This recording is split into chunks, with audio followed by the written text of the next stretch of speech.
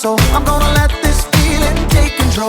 Joy down in my soul to stay, and nothing's gonna take it away. Joy down in my soul. I'm gonna let this feeling take control.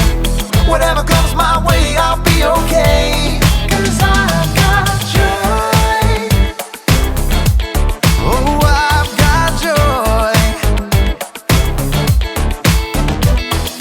Come sunshine or rain, when things don't go my way, still my joy can stay. 'Cause you give me blessings every day. I've got joy down in my soul. I'm gonna let this feeling take control. Joy down in my soul to stay, and nothing's gonna take it away. Joy down in my soul. I'm gonna let this feeling take control. Whatever comes my way, I'll be okay. 'Cause I've got joy. Ooh, I've got joy. You fill my heart with hope. You're everywhere I go. So even if I'm feeling low, I still got this one thing, this I know. I've got joy down in my soul. I'm gonna let this feeling take control. Joy down in my soul to stay, and nothing's gonna take it away. Joy down in my soul. I'm gonna let this feeling take control. Whatever comes my way, I'll be okay. 'Cause I've got joy. Oh, I've got joy. Every new sunrise gonna fix my eyes on the one who never fails. I'm gonna make some noise 'cause you give me joy, and it's never ever going away. Every new sunrise gonna fix my eyes on the one who never fails. I'm gonna make some noise 'cause you give me joy, and it's never ever going away. Whoa, 'cause I've got joy. Ooh, I've got joy, yeah. 'Cause I've got joy. Whatever comes my way, I'll be okay. Oh, I've got joy.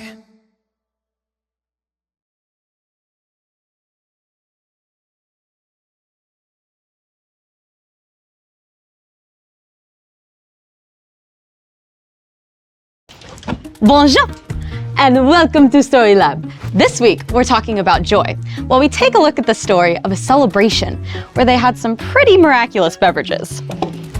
Who's gonna help me slice the cheese?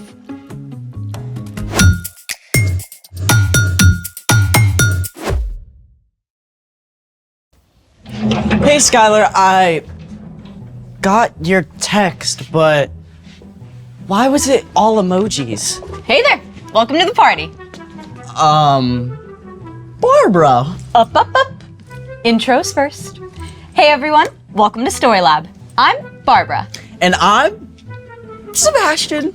This week, we're talking about joy, which is choosing to celebrate what God is doing. And speaking of celebrating, on to the feast. In order of our celebration, I have prepared the ultimate dish. Ta-da!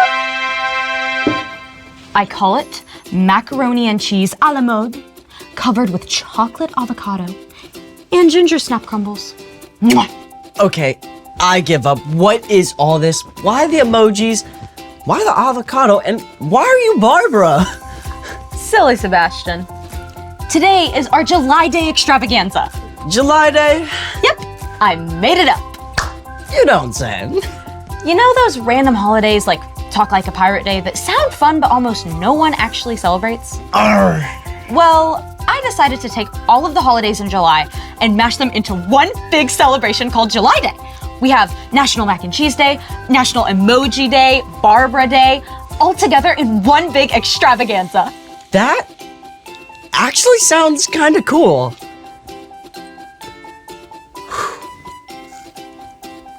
And this is surprisingly tasty. Right? In a weird, I would never do this myself kind of way. There's always a reason to celebrate, and in honor of July Day, I've planned a special experiment. Let's make it! For today's experiment, we're going to make that classic soft drink, root beer. Oh, so National Root Beer Day is also in July. No, that's in August. Keep up. But, sure. To start, you'll need 2 liters of distilled water, 1 cup of sugar, 1 bottle of root beer extract. Root beer extract was traditionally made from sassafras bark, but currently contains wintergreen, licorice, and vanilla. Thank you, random announcer voice. You will also need red and green food coloring, kitchen tongs, a large bowl, a stirring spoon, and our secret ingredient, 1 pound of dry ice. Warning! Always have adult supervision when dealing with dry ice. What he said. Where do we start? Step 1, you'll need to add all of your ingredients to the bowl. Start with the water first.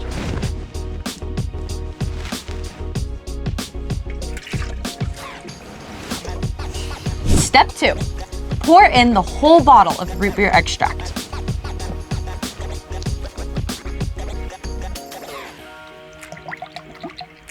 Step 3, add 1 cup of sugar and stir until the sugar fully dissolves into the water.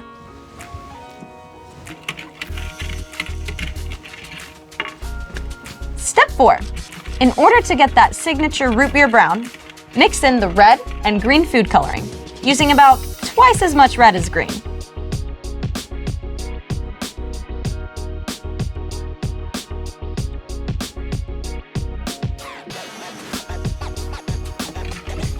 Now that's starting to look like some root beer.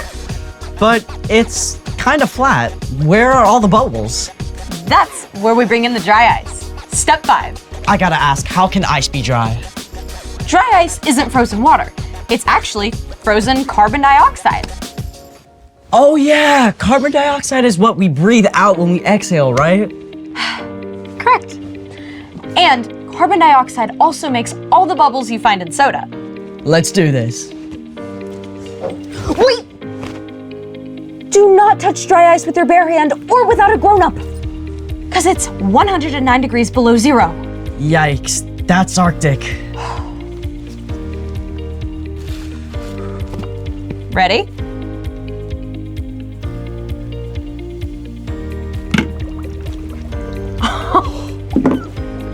Whoa! You know, it looks like a scene from a scary movie. When dry ice is added to a liquid, it immediately changes to a gas through a process called sublimation. The gas fizzes, creating carbonation. Check out all the bubbles. Aw, cool. Could take a while for that dry ice to sublimate. While we wait, it's time for...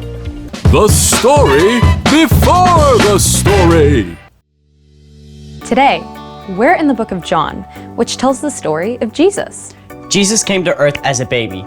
He's the Son of God, but we don't know much about his early years. We do know that just like us, he had a lot to learn. As he grew up, Jesus became wiser, stronger, and more pleasing to God and to people. When Jesus was about 30 years old, he went down to the Jordan River to be baptized by his cousin John. God spoke from heaven and said, "This is my son, and I love him." Afterward, Jesus began to teach and gather followers. Which is where our story starts. Take it away. Hey everyone, I'm Jen. Hope you're ready to celebrate because we're headed to an awesome wedding in the village of Cana. So far, no one knew about Jesus, but this began to change at a wedding that Jesus attended in Cana, along with his mom Mary and his new followers. Everyone was enjoying the excellent feast and the wine that went with it. At that time, water often wasn't clean or safe to drink, so most people drank wine. A wedding celebration would last for days, and the hosts were expected to provide all the food and drink for their guests.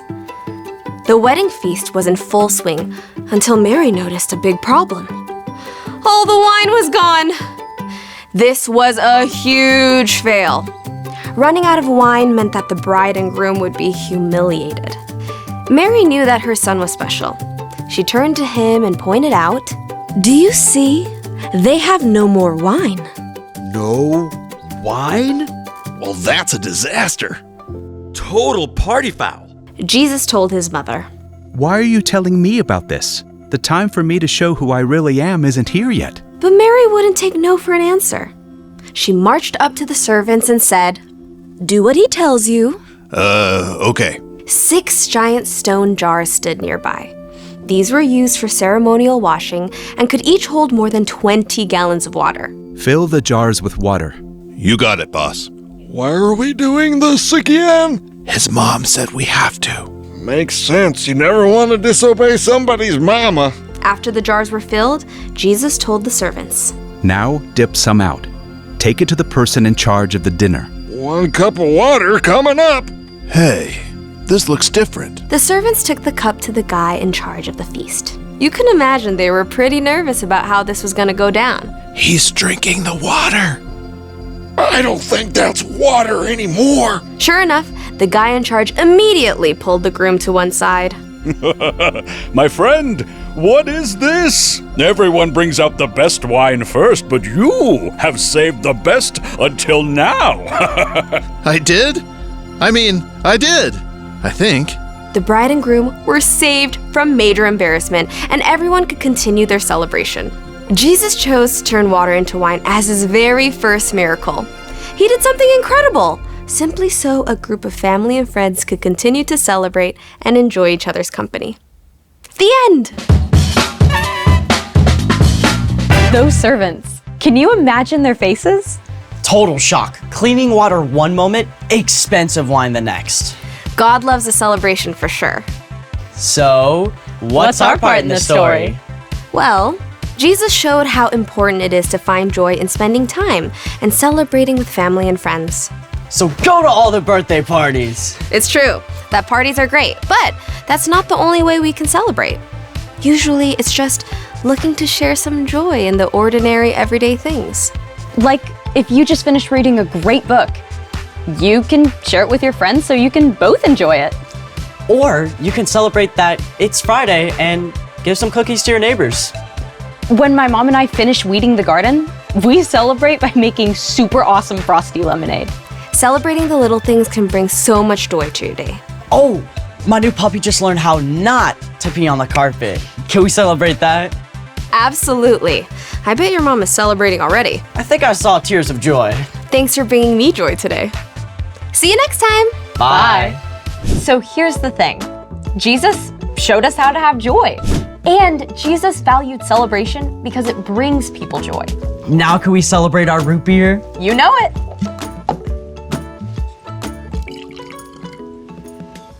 Cheers. Cheers. Ooh, that's good. We have officially turned water into root beer. Through the miraculous science of dry ice. Thanks for joining us in the Story Lab. See you next time. We gotta make more of this.